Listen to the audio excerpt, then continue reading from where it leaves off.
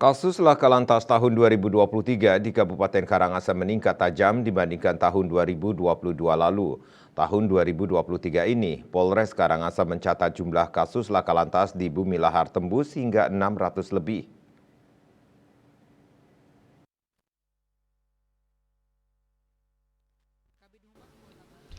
Kapolres Karangasem AKBP Inengah Sadiarto mengatakan kasus laka lantas di Karangasem tahun ini memang mengalami peningkatan yang cukup signifikan dari tahun lalu.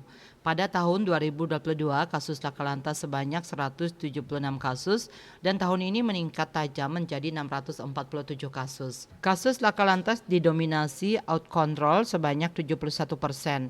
Penyebab terjadinya laka lantas akibat pengemudi lalai saat mengendarai kendaraannya di jalan raya. Diharapkan tahun 2024 jumlah laka lantas di Karangasem menurun. Selain laka lantas, pihaknya juga mencatat kasus kejahatan. Kasus kejahatan juga mengalami peningkatan dari tahun sebelumnya. Tahun 2022, kasus kejahatan terjadi sebanyak 33 kasus dan di tahun 2023 meningkat tajam menjadi 158 kasus. Pada tahun lalu, kasus yang berhasil diselesaikan sebanyak 93 kasus. Tahun 2023 ini, penyelesaian kasus meningkat menjadi 102 kasus. Polres Karangasem juga berhasil mengungkap kasus narkoba sebanyak 4 kasus. Eka Parananda, Bali Post melaporkan.